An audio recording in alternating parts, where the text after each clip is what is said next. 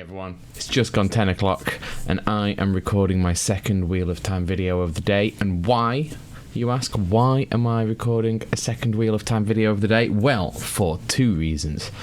Three reasons, multiple reasons, for multiple reasons. The prime reason of which is thanks to all of the Wheel of Time fans, especially the Wapskis bunch on Blue Sky, we've hit 1,000 subscribers. So yay! Thank you very, very much, everyone. We're absolutely delighted. It's the first step in being able to turn this into something that might allow us to finance our hobbies, which is great, although we would love it all if you just watched a bit more so we could actually get that underway. But that's not the main reason. That's just happy time. That's happy, Dave. That's great. Really good little end to the evening that was.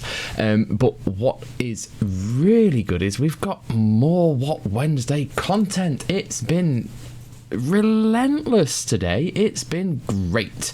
We have had our wonderful posters, and because it's Two Rivers, it's all leaves rather than dust or bits of building this time, and they're really good, but I'm not going to cover them because Dusty Wheel has done a great job and will continue to do a really great job. We have got a Entertainment Weekly clip of Rand and Moiraine that we are going to look at in its entirety here and then go through.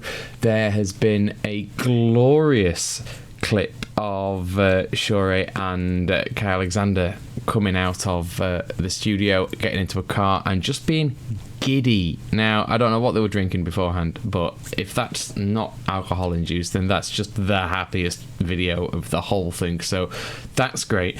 I don't have a copy of that to share with you, but you can find that on both. Well, you don't have to go to the hellhole that used to be Twitter. Look on Instagram. It's there instead. But then there's also a quick behind the scenes from Rosamund as well, which is another really good one. So we'll probably look at that one as well. And yeah, let's quickly get these titles out of the way and we'll make a start because I really should be in bed. So, see you in a second.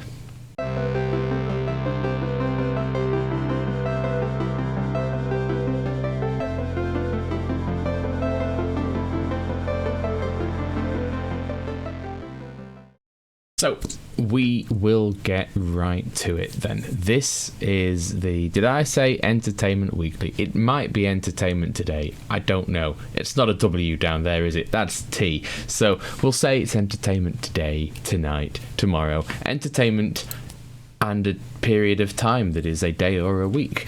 Anyway, this is about a minute and a half of Rand and Moiraine having a conversation. And once again, with everything else we're seeing, it's going to piece together some of the narrative of episode 1. So let's get this going and let's just have a listen. We'll watch it through once and then maybe we'll do it again and see.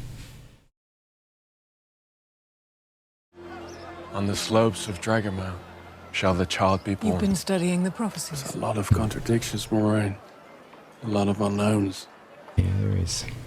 They say that Luce Theron was the one who put Calendar in the Stone of Tyr. That only the Dragon Reborn can draw it again. Not if another male channeler takes it first. No one has taken it in 3,000 years. The Forsaken haven't been free. If they could, why haven't they yet? They could be waiting there for me to take it. I could be walking into a trap. So what do you want to do then? You want to wait? You want to stay here? No. No? Then where do you want to go? Where do I really want to go? Yes, where do you really want to go? Home. Home? Yes. To the Two Rivers? Yes. There are people I can trust. And what will your army of farmers do against the Shadowspawn? What will you do when your Two Rivers run red? We'll see when the later in the waters are series. bloated with the swollen bodies of your family and friends? Rand, you're not a child. You are the Dragon Reborn. There is no homecoming for you, not now, not ever.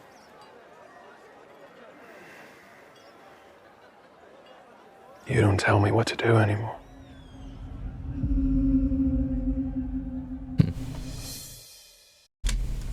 There we go. We'll go back to the beginning on that one. But, I mean, it was magnificently, just, I mentioned online earlier, it's poignant. This is poignant for two reasons. It's poignant because it's Moiraine realising that she cannot control him simply by telling him what to do anymore. She's going to have to adjust her worldview and account for the fact that he's quite powerful in his own right and will do as he pleases. She's going to have to bend rather than forcing him to her will. But it's more poignant for Rand, who gets the truth. He wants to go home somewhere where he's comfortable, to see people he knows and feel good about himself for a while, and she tells him flat out that is never going to happen again. And he doesn't, to be honest. Spoiler alert, in the books, Rand doesn't go home.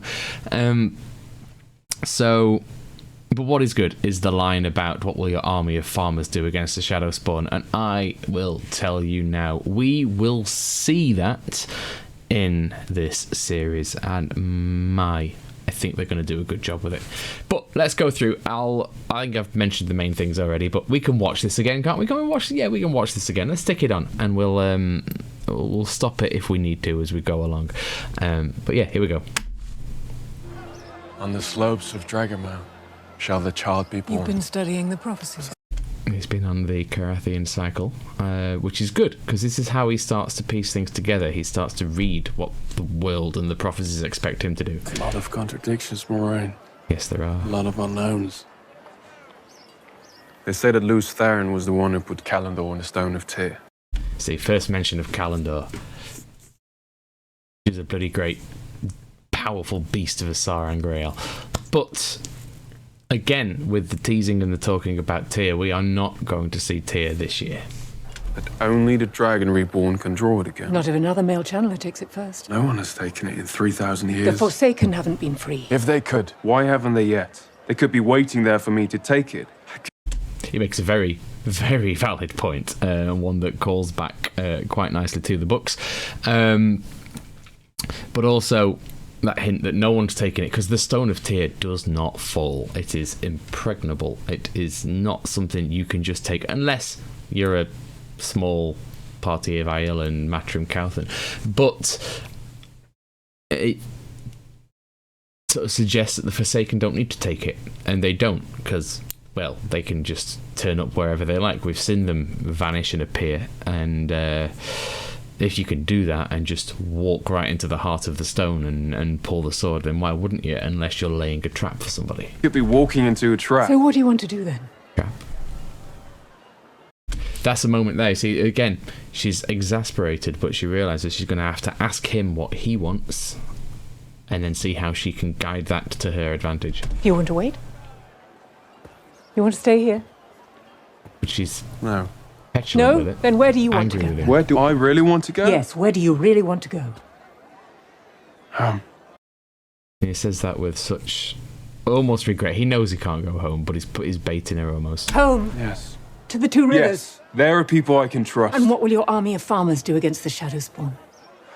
What will you do when your Two Rivers run red? When the waters are bloated with the swollen bodies of your family and friends? And they will. But mostly with Trollocs. Rand, you're not a child. See, now she's trying differently. So now she's asked him what he wants. Then she's put the kibosh on his wanting to go home. But then she's like, but you're not a child. She's giving him more power again, but also showing him some respect and the hopes that it will allow him to respect her back. You are the Dragon Reborn. There is no homecoming for you. Not now, not ever. As well.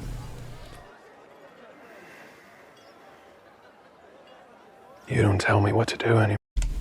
And that is the moment that you don't tell me what to do anymore. No, she doesn't. She's going to have to find better ways and more subtle ways and other people to help influence him along the path that she needs him to take. And she genuinely looks worried there, which is entirely un-Moiraine-like, but that is where we are.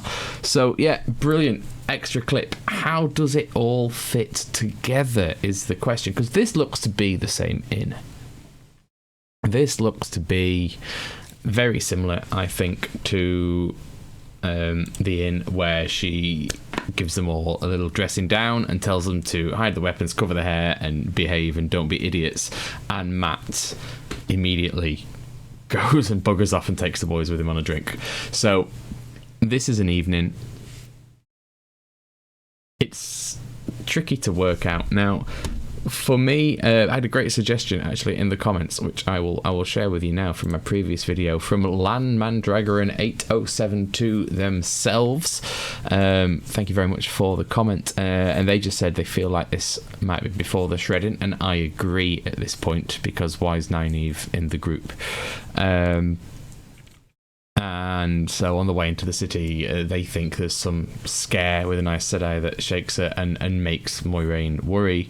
Then we have this scene, then the boys all go out. When they go out, the stuff we saw during Matt's clip, with him being himself, but semi in character, talking to the audience as it were, there are still clips in there that are from the show, which will be from there, completely over the top, going for a drink and him bragging about the horn, at which point the shredding here's the question: does the shredding happen here? Because Lan's suggestion here is shredding happens, Moiraine runs into Swan while Swan is out the tower looking for Liandrin, bubble of evil in the evening, and then Moiraine and Rand fight about going to Tyr. I think this fight is before the bubble of evil. I think this fight will be before he goes to bed. I don't think he's got up now. It's very dark. This is the evening, and I think at the end of the day he ends up in bed. And we'll go with Lauren from Unraveling the Patterns' suggestion that this is going to be with Egwene, and then we're going to have Bubble of Evil. And I do hope it's not just Rand's Bubble of Evil. I hope we see the others as well. I really do. I think we should see it affecting more than just Rand. But yeah, so there we are. So we've got the little exclusive clip that came on ITV, which has since been put up in full on the Prime Video's media resources. So we've got that, which happens before the shredding. We've then got Matt's clip, which is the drinking and the showing off the horn, and then we get the shredding, and I think this probably happens after. No, this is probably. Do you know what? There's a lot of this that I'm not sure about. This is probably the day of the drinking, and the shredding happens the next day or the day after that. Thinking about it, they go out on the drink. Moiraine's very stressed, very angry. Bubble of Evil happens. Then the shredding is in the future, because we've got to get things in place. Now that Liandrin's back, we've got to get Nynaeve into the tower to make the accusation. So there we go. Interesting. Lots of stuff going on with that. And again, it's late at night and I may be rambling ever so slightly, so if you have got a better idea, or you think you know more than what Lan on our YouTube comments does, then please leave us a comment of your own. We'll put them together. And if you were at the fan screening, you don't get to talk, because we're all so jealous of you, and you know already, and I'm sure you've had to sign an NDA. So yes, 3 days and we can all join you on that one. But what else have we got? Let's take a look. We have got a couple more things. Bear with me and I will just load one up right now. Okay, so this one is a post with Rosamund talking a bit about behind the scenes and some of the world that they're creating, and let's just take a moment to thoroughly enjoy this shot. Look at it. It's beautiful. Hills in the background. Awful lot of work going on there. Quite a big set being built and used down below. But we'll watch this through and then we'll pause it. The interesting stuff's really right at the beginning, but there's lots of trailer bits that are also bloody delightful to watch again. So let's just get this on. Our season 3 is filled with some amazing worlds. We've got battles, we've got intrigue, we've got alliances, we've got betrayals, we've got people living on the edge, people crossing to the dark side, people fighting for their life. We've kind of reinvented the wheel, I suppose we could say. Oh, sorry, pausing briefly. She's so chuffed with that there. The world is only getting bigger, more exciting. It is. And I can't wait for you to see it. There we are. So it's dead simple, that one.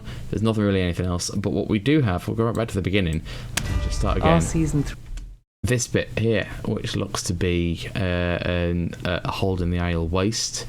Moiraine and Lan there, various Isle in the background, but it's here. There is a person you will see on my screen here. who, watching the Dusty Wheel earlier, it was suggested that this is Innkeeper Hatch's cameo. But who is this person? Because they are dressed unlike anything else. If indeed this is not Innkeeper Hatch, and I'm still not convinced that he hasn't snuck into the show somewhere, who is this person who is dressed in such finery here?